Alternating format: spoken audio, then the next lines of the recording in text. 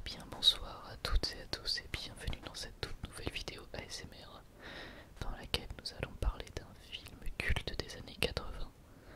Le film est sorti en 1984 pour être précis. Il s'agit d'une œuvre de Steven Spielberg et aujourd'hui nous allons parler des Gremlins. Alors juste avant de parler de ce film, j'aimerais préciser une petite chose. Déjà premièrement, merci pour votre soutien et vos retours sur le nouveau micro. J'ai vu que il vous plaisait, donc j'en suis très content. Et donc je vous remercie d'avoir participé dans les commentaires. Et la deuxième chose que je voulais vous préciser, c'est que je devais vous faire une vidéo facecam, enfin pas facecam, une vidéo avec la caméra pour vous présenter mes cadeaux de Noël, mais malheureusement ce n'est pas possible. Et j'essaierai de vous la proposer pour normalement la semaine prochaine ou dans 2 semaines. Voilà, donc ça sera un petit peu en retard, mais voilà, j'ai des problèmes avec ma caméra. Mais bon, voilà, c'est pas très grave. Donc on va pouvoir passer à notre blabla autour du film Les Gremlins. Il faut savoir que moi j'ai 19 ans, donc j'ai grandi dans les années 2000. Et ce film est sorti en 84, donc forcément je ne l'ai pas, ou plutôt j'ai pas eu l'occasion de le découvrir lorsque j'étais enfant. Et je l'ai découvert bien, il y a quelques jours grâce à Netflix, cette super plateforme qu'est Netflix. Et j'ai été très agréablement surpris par la violence qui sert à la comédie, on va dire, qu'il y a dans ce film. On sent vraiment que, pourtant j'ai déjà vu pas mal de films des années 80 et 90, mais on sent quand même un vrai décalage avec ce qui se fait maintenant et avec les moyens utilisés à l'époque, même si je trouve qu'il y a quand même de très très bonnes idées dans la réalisation, et on sent que c'est un film fait par quelqu'un de créatif. D'ailleurs c'est un film qui est tout plein de petits easter eggs, notamment envers les propres films de Steven Spielberg. J'ai vu des références à Massacre à la tronçonneuse, j'ai vu des références à Indiana Jones.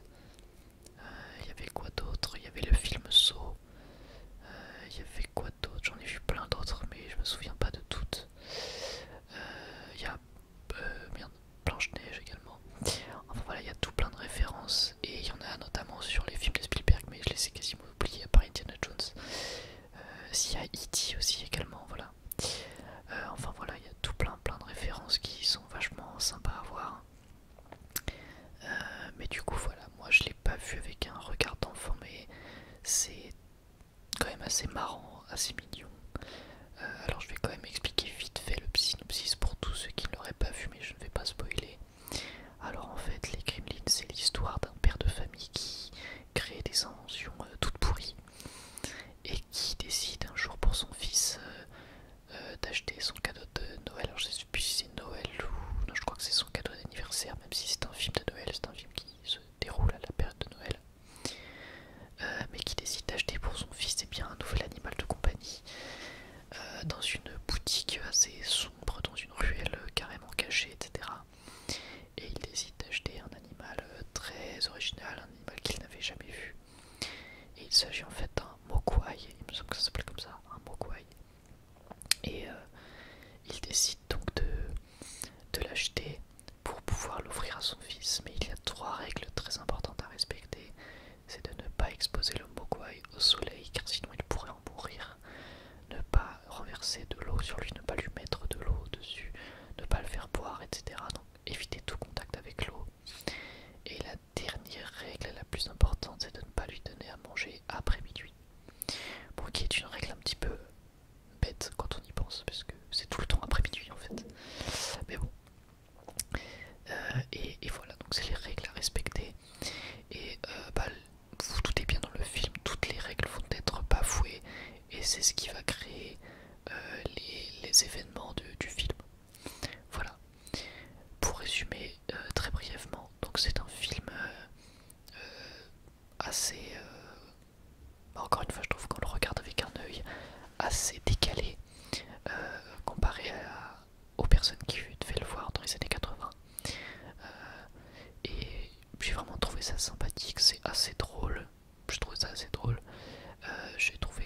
aussi assez mignon parce que le Mogwai trop mignon. Euh, et puis bah, il y a évidemment une bonne ambiance de Noël aussi assez sympathique.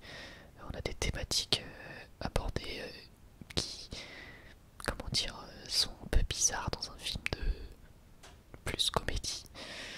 Je pense à la fille qui a une histoire assez sombre alors que pourtant on est quand même dans un film familial, etc.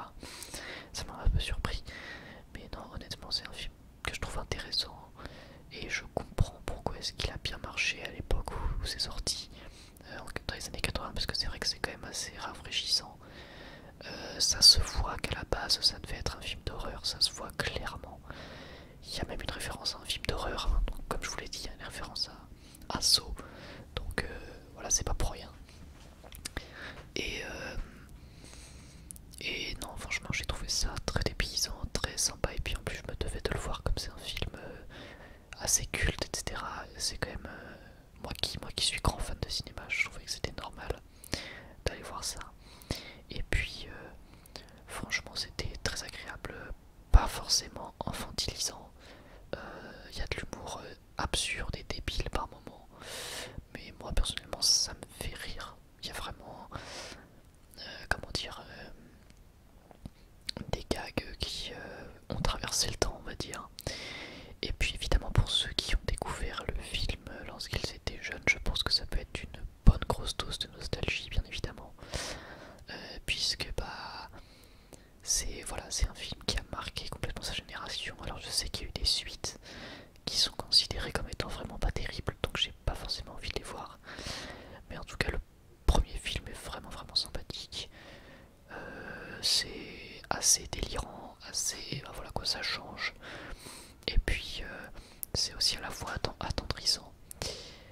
Et voilà, tout simplement, je vous conseille, si vous ne l'avez jamais vu, d'aller le voir parce que c'est quand même un film culte de Steven Spielberg.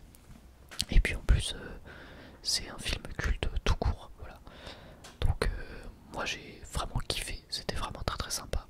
Donc je vous le conseille vivement. Et puis bah encore une fois, si vous l'avez déjà vu quand vous étiez jeune, sachez qu'il est sur Netflix